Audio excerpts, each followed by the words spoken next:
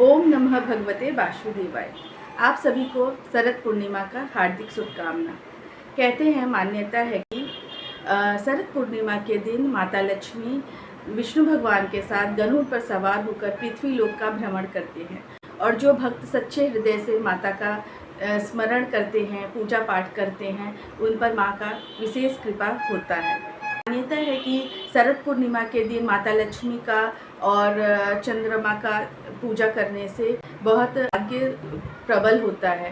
तो इस दिन माता लक्ष्मी का कथा सुनने मात्र से हम बहुत ही ज़्यादा माँ का आशीर्वाद के पात्र बनते हैं। तो चलिए हम कथा आरंभ कर लेते हैं। मान्यता है कि इस दिन माता लक्ष्मी अपने सच्चे भक्तों पर कृपा बरसाती हैं। इस रात जो भक्त माँ का विशेष पूजा पाठ करता है, आरती करता है और रात्रि में जागरण करता है, माँ उस पर विशेष कृपा बरसाती हैं। कहते हैं कि माँ घर घर जाती हैं और जहाँ धूप दीप भजन होता है, माँ वहाँ ठहर जाती हैं और जिस घर में अंधकार रहता है, माँ उसके द्वार से लौट जाती हैं।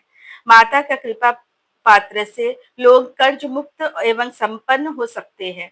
कुछ जगह शरद पूर्णिमा को कर्ज मुक्ति पूर्णिमा भी कहते हैं और कहीं-कहीं को जागर पूर्णिमा या कौमुदी व्रत के नाम से भी जाना जाता है। शरद पूर्णिमा की रात अपने आप में अद्वितीय मानी जाती है। इस रात को चंद्रमा की सबसे उज्जवल और सौम्य रात माना जाता है, क्योंकि इस दिन चंद्रमा के रोशनी में कुछ औषधि गुण पाया जाता है, जो स्वास्थ्य और समृद्धि प्रदान करता है। इस व्रत को करने मात्र से धन धान्य में वृद्धि होती है। भक्त इस रात को खीर बनाकर चंद्रमा की रोशनी में रखते हैं, जिससे चंद्रमा से निकलने वाला अमृत इस खीर में घुलकर खीर को अमृत बना देता है। अलग-अलग जगह पर विभिन्न तरह से इस दिन को मनाया जाता है, परंतु सबका उद्देश्य एक ही होता है, माता लक्ष्मी को प्रसन्न करना एवं उनका आशीर्वाद प्राप्त करना। इस दिन श्री कृष्ण एवं राधा का रासलीला का रात भी माना जाता है। अतः इस दिन को जो भक्त सच्चे मन से कथा सुनते हैं, उन पर भगवान श्री कृष्ण एवं राधा जी का विशेष आशीर्वाद प्राप्त होता है।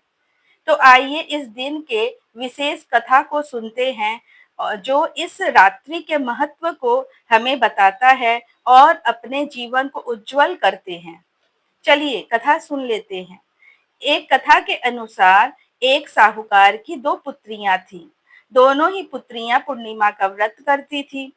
बड़ी पुत्री पूरे विधि विधान के साथ व्रत का पालन करती थी, परंतु छोटी पुत्री आधा अधूरा व्रत करके ही छोड़ दिया करती थी। इसका परिणाम उस समय तो नहीं देखा गया, पर विवाह के उपरांत छोटी पुत्री जब भी पुत्र पैदा करती, उसके संतान मर जाते थे। तो इस तरह से छोटी बहन जो है बहुत ही दुखी रहने लगी। उसने पंडितों से इसका कारण जानना चाहा। तब पंडितों ने बताया कि तुम पूर्णिमा का अधूरा व्रत रखती हो, जिसके कारण तुम्हारा संतान मर जाते हैं। अतः तुम पूर्णिमा का विधि विधान से व्रत करो, तुम्हारा संतान भी जीवित रहेगा।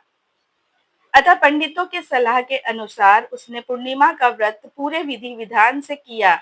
अतः बाद में उसका भी एक पुत्र हुआ, परंतु पुराने कर्म के कारण उसका पुत्र भी कुछ दिन बाद मर गया। अपने इस पुत्र के को मृत देखकर छोटी बहन के पांव तले जमीन खिसक गई। वह बहुत ही दुखी हो गई, परंतु इस बार उसे लगा कि बड़ी बहन के पुण्य कर्म फल शायद उसके पुत्र के प्राण को वापस दिला दे। उसने अपने मृत संतान को एक पाटे पर लेटाकर चादर से ढक दिया और अपनी बड़ी बहन को घर बुला ले आई। जब जब बड़ी बहन उसके घर आई तो उसने उसी पाटे पर बैठने को कहा बड़ी बहन को। जैसे ही बड़ी बहन उस पाटे पर बैठने गई, उसका पल्लू उस बच्चे को स्पर्श कर गई और बच्चे के रोने की आवाज उसने उसे सुनाई देने लगा। तब उस छोटे से बच्चे को रोता बिलखता देखकर बड़ी बहन बहुत क्रोधित हुई और उसने अपनी छोटी बहन से कहा, तू मुझसे ये कैसा पाप कराने जा रही थी? यदि यदि इस बच्चे को कुछ हो जाता तो? तब छोटी बहन यह सुनकर बोली, नहीं दीदी, यह तो पहले से ही मृत था।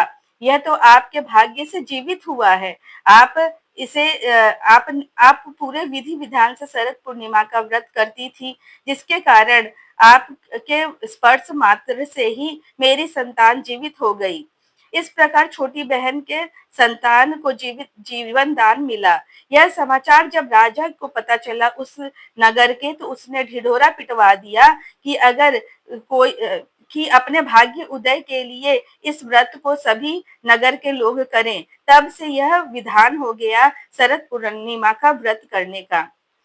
आशा करते हैं आपको हमारा ये कथा बहुत ही अच्छा लगा होगा। अगर आपको इस कथा से कुछ सीखने को मिला है, तो ज़रूर से हमारे चैनल को सब्सक्राइब कीजिए, शेयर कीजिए और अपने परिजनों को भी इस व्रत के महत्तम को बताने का कष्ट करें। तो आज के लिए इतना ही। धन्यवाद।